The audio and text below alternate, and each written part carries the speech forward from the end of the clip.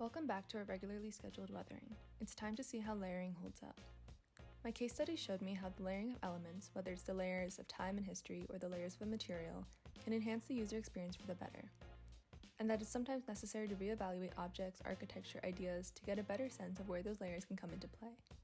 For the second phase, I was mostly interested in seeing how the materials held up in their more natural environments, meaning relatively indigenous weathering. So I placed the elements in their environments and let them sit. The effects are as follows. The plywood and sari fabric were paired together in this first exploration of weathering. They were placed outside and left in the open air, rain or shine, for 3 weeks. For the most part, I left them alone except to check in on them. They started off in the open lawn, but when I came back, they were thrown under a nearby tree, I think by the guy who cuts the lawn. But even that small interaction is a form of weathering. While the plywood weathered as expected, the sari fabric surprised me. Looking at the surface of the wood, one can see signs of wear and evidence of the weather from the past 3 weeks. It rained a couple times, so the wood got soaked. When examining the section of the block, you can start to see evidence of the water penetrating the layers of the plywood. The first time I flipped the block over, I found it interesting that the part that was actually touching the ground was completely clean, despite sitting on the wet earth, but by the next week it was just as weathered as the top.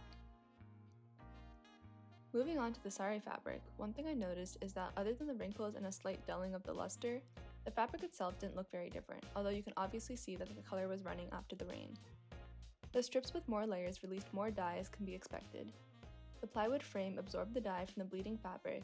You can see how the dye interacts with the different layers on the wood and how it spread beyond just where the fabric was touching. Nothing's growing on either yet, but you can still see signs of life interacting with them. The cement block was also left outside to see how the dynamic surface captured elements from the natural environment.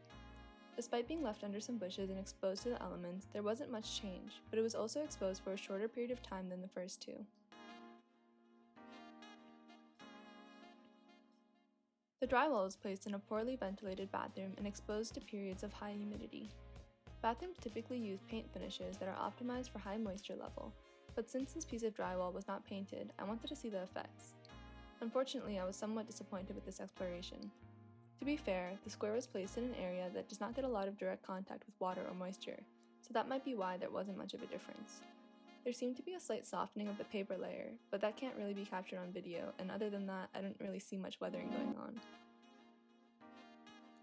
For phase 3, I'm going to be more involved in the weathering process, meaning being more intentionally forceful with the erosion and decay methods. Until next time.